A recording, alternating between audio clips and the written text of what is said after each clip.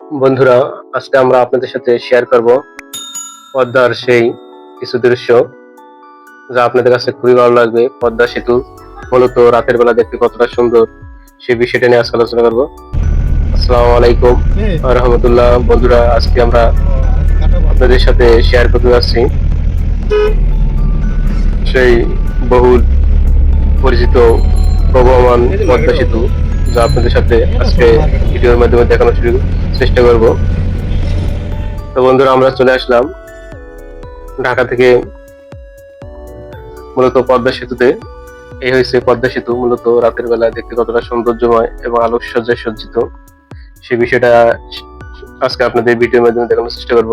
আর আপনারা কে কোথা থেকে দেখছেন অবশ্যই কমেন্ট করে জানাতে পারেন। আর আমাদের চ্যানেল নতুন হয়ে থাকলে চ্যানেলটা সাবস্ক্রাইব করে পাশে থাকা বেল আইকনটা অল নোটিফিকেশন বাদ দিয়ে রাখতে পারেন।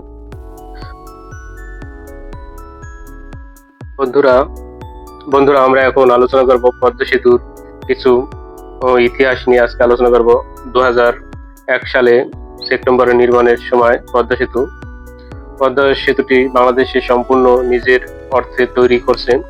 পদ্মা সেতু নির্মাণ কাজ বাংলাদেশের ইতিহাসে সবচেয়ে চ্যালেঞ্জিং নির্মাণ প্রকল্প হিসেবে বিবেচিত। 2 স্তর বিশিষ্ট ইস্পাত ও কংক্রিট নির্মিত ট্রাসের এই সেতুর উপরে স্তরের 4 লেনের সড়ক পথ এবং নিচের স্তরে একটি একক রেলপথ রয়েছে।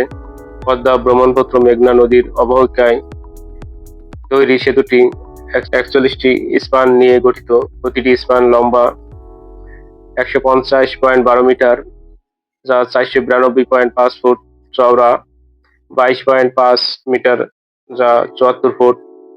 সেতুটির মোট দৈর্ঘ্য 6.15 কিলোমিটার, যা 3.82 মাইল। এটি বাংলাদেশের দীর্ঘতম সেতু। স্পান সংখ্যা ও মোট দৈর্ঘ্যের উভয়ের দিক থেকে গঙ্গা নদীর উপরে নির্মিত সেতুর দীর্ঘতম সেতু এবং 128 মিটার 420 ফুট গভীরতা যুক্ত বিশ্বের অন্যতম পাইলের সেতু। 1998 সালের 16 সেপ্টেম্বর বাংলাদেশ সরকার রাজধানী ঢাকা ও দক্ষিণ পশ্চিমাঞ্চলের মধ্যে সরাসরি যোগাযোগ স্থাপনের লক্ষ্যে ঢাকা মাওয়া ভাঙা খুলনা ও মহাসড়কের বন্ধুরা, সংক্ষিপ্তে কিছুটা পদ্মা সেতুর ইতিহাস নিয়ে আলোচনা করার চেষ্টা করছিলাম।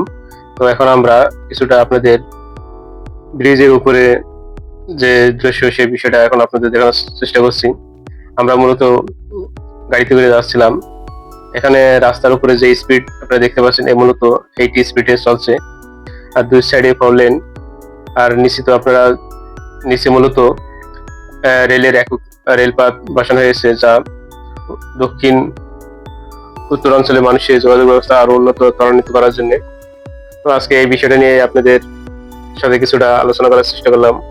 আর আপনারা কে কোথা থেকে দেখছেন অবশ্যই কমেন্ট করে জানাতে পারেন। পদ্মা সেতু মূলত একটু বাঁকা মতো দেখতে। আমরা অনেকে মনে করি যে প্রতিটা সেতু মনে হয় সোজা হয়ে থাকে।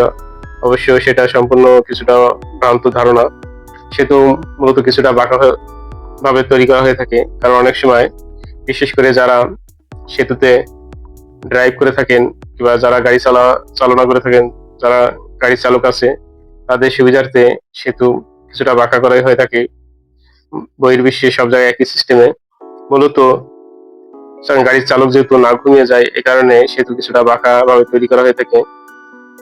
এই হচ্ছে রাতের পদ্মা সেতুর কিছুটা দৃশ্য আপনাদের সাথে দেখানোর চেষ্টা করলাম।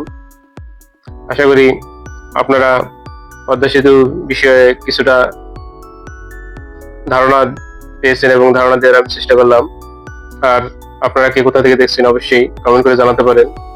আমাদের চ্যানেলে নতুন হয়ে থাকলে চ্যানেলটা সাবস্ক্রাইব করে পাশে থাকা বেল আইকনটা অল নোটিফিকেশন বার দিয়ে রাখতে পারেন। আমাদের যে কোনো ভিডিও আপলোড দেওয়ার সাথে সাথে আপনাদের কাছে পৌঁছে যাবে। অবশ্যই ভালো লাগলে ভিডিওতে একটা লাইক দিবেন, ভিডিওটা শেয়ার করে বন্ধুদের মাঝে বেশি বেশি শেয়ার করবেন। সবাই ভালো থাকবেন। আল্লাহ হাফেজ।